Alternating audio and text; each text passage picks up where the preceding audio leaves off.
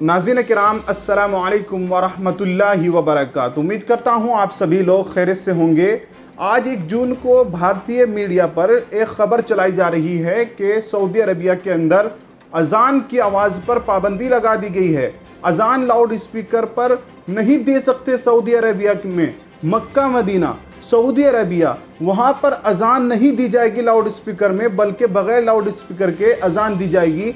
ऐसी एक खबर आज BBC न्यूज़ हिंदी, आज तक चैनल और बड़े बड़े न्यूज़ हिंदी चैनलों ने भारत के अंदर चलाई। भारत के मुसलमानों ने जब इस खबर को पढ़ा आज 1 जून को सुबह सुबह, तो बेचैनी और परेशानी शुरू हो गई। क्यों? क्योंकि ये जो भाई साहब हैं, जब से ये वहाँ के शासक बने हैं, इनको वहाँ का वली अहद, इनको प्रिंस बनाया गया है, ऐसे ऐसे अजीब कारनामे वहाँ पर होते रहते हैं। तो हिंदुस्तानी मुसलमान बेचैनी महसूस कर रहे हैं कि ये तो बड़ा ही जुल्म होगा कि सऊदी अरबिया जैसे इस्लामी मरकज़ी मुल्क में वहाँ पर अज़ान की आवाज़ पर पाबंदी लगा दी गई। तो मोहम्मद बिन सलमान को कोसने से पहले आपको ये खबर हिंदी न्यूज़ चैनलों से ज़्यादा हमसे सुननी चाहिए। दोस्तों, ये खबर 1 हफ्ते पहले की है जो आज आपको 1 जून को बताई जा रही है। 1 हफ्ते पहले हमारे पास ये खबर पहुंच गई थी। मैंने इस पे एक रिपोर्ट बनाकर आप लोगों के सामने रखना चाहा था, लेकिन इसी वजह से उस रिपोर्ट को कैंसिल कर दिया कि कहीं आप लोगों तक, हिंदुस्तानी मुसलमानों तक एक गलत मैसेज, या हिंदुस्तानी और दूसरे भाई जो है उन तक एक गलत मैसेज ना चले जाए कि सऊदी अरबिया के अंदर पाबंदी लग गई।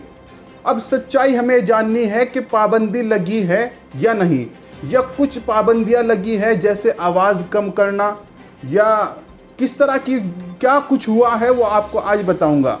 दोस्तों, सबसे पहले तो हमें 2 बातों का ख्याल रखना है। हमारे हिंदुस्तान में 2 तरह का मीडिया आज काम कर रहा है।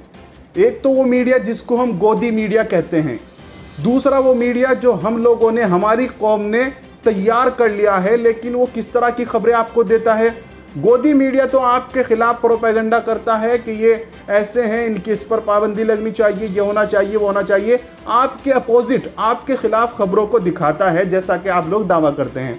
दूसरा वो मीडिया जो हमारी कौम ने तैयार किया है, वो अगर आपको ये खबर दिखाएगा सऊदी अरबिया की, तो आपको इसके तर्क नहीं दिखाएगा, इसकी सच्चाई नहीं दिखाएगा, क्योंकि ना तो उनको अरबी ज़बान आती है, या जो इंग्लिश में छपते हैं वो उनको नहीं आती है। पढ़ाई में तो पीछे हैं और चैनल्स बनाकर लोगों को अक्सर बहकाते हैं। सभी चैनल वालों को नहीं कह रहा हूं, जो हमारी कौम में काम कर रहे हैं उनमें से कुछ चैनल ऐसे हैं जो आपको ये खबर दिखाएंगे और कहेंगे सऊदी अरबिया में अज़ान पर लग गई पाबंदी, मोहम्मद बिन सलमान ने कर दिया बड़ा कारनामा, मोहम्मद बिन सलमान गुस्ताख, मोहम्मद बिन सलमान ये वो।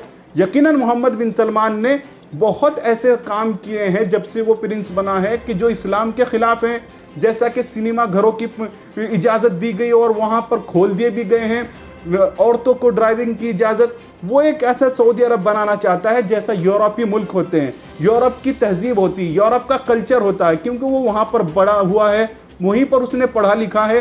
तो अब प्रिंस बनने के बाद वैसी तहजीब अपने आकाओं से लेकर, यहूदी आकाओं से लेकर वहाँ पर बनाना चाहता है, ऐसी तहजीब। तो दोस्तों, गोदी मीडिया से भी हमें बचना है, और जो हमारे कौम के जाहिल पत्रकार बने बैठे हैं चैनलों पर, जो आपको आकर बताएंगे कि सऊदी अरबिया में लग गई पाबंदी, आज तक पर देखिए दिखाया जा रहा है, BBC पर दिखाया जा रहा है, ABP पर दिखाया जा रहा है। तो दोस्तों, हमें वहाँ से इस खबर को नहीं लेना है, हमें सीधे डायरेक्ट जाना है शेख अब्दुल लतीफ़, जो वज़ीर हैं इस काम के सऊदी अरबिया के अंदर। उन्होंने इस बारे में क्या कहा है, और सऊदी गैजेट जो अखबार है, अरबी का इंग्लिश में भी छपता है सऊदी अरबिया से, उसमें क्या खबर 1 हफ्ते पहले छापी गई थी। जैसा कि मैंने आपको बताया था कि 1 हफ्ते पहले इस पर खबर आ गई थी, वो अब आपको सुनना चाहिए। दोस्तों, सऊदी अरबिया के अंदर अज़ान की आवाज़ को कम करने को कहा गया है। और आपको बता दूं कि सऊदी अरबिया की मस्जिदों में अक्सर मस्जिदों में नमाज जो होती है वो लाउड स्पीकर होती है। नमाज, अज़ान तो हमारे यहाँ भी होती है हिंदुस्तान पाकिस्तान में, लेकिन नमाज तो सिर्फ जो मस्जिद के अंदर के माइक होते हैं उनमें पढ़ते हैं, या बगैर माइक के पढ़ते हैं। लेकिन सऊदी अरबिया के अंदर अज़ान भी जो लाउड स्पीकर बाहर लगे रहते हैं मस्जिद के ऊपर, उनमें होती है, नमाज भी उन्हीं में होती है। तो 2 तरह के कानून बनाए गए हैं।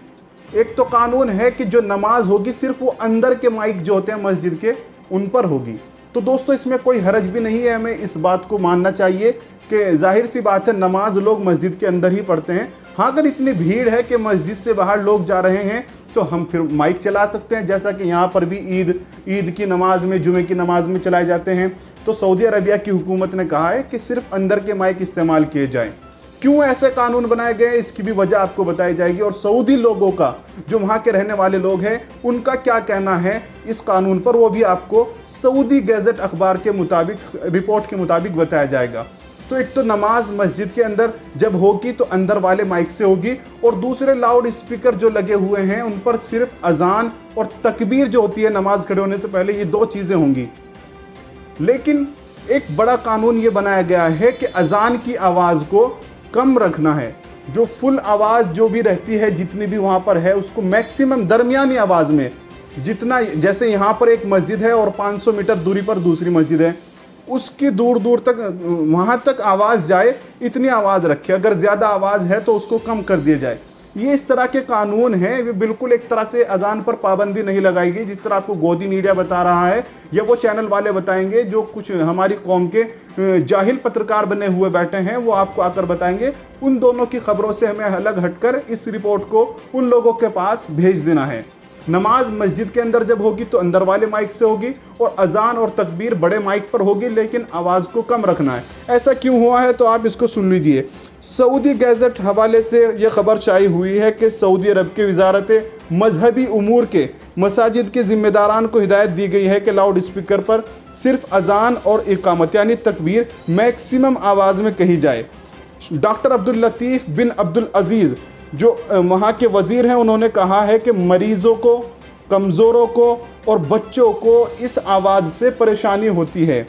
और रिपोर्ट में बताया गया है कि शरीयत की रूह से जमात से होने वाली नमाज के दौरान इमाम की आवाज़ मस्जिद के अंदर मौजूद नमाज़ों तक पहुँचनी चाहिए, और मस्जिद से बाहर इसकी कोई ज़रूरत नहीं है। सऊदी गैजेट ने मसाजिद के करीब रहने वाले नमाजियों की आरा भी शामिल की है। उस अखबार ने जो वहाँ मस्जिद के करीब लोग रहते हैं उनकी जो राय है उनको भी रखा है। वहाँ के रहने वाले लोगों का यही कहना है कि हमारे बच्चे अगर सोते हुए हैं तो वो उठ जाते हैं, हमारे कमज़ोरों को, ज़ईफ़ों को परेशानी होती है। और दूसरी सबसे बड़ी बात जो सऊदिया के लोगों ने कही है वो ये कि सऊदी अरबिया में मस्जिदें खूब हैं, करीब करीब मस्जिद हैं। अब जब नमाज एक ही वक्त होती है, लाउड स्पीकर जो बाहर लगे रहते हैं उनमें नमाज हो रही है।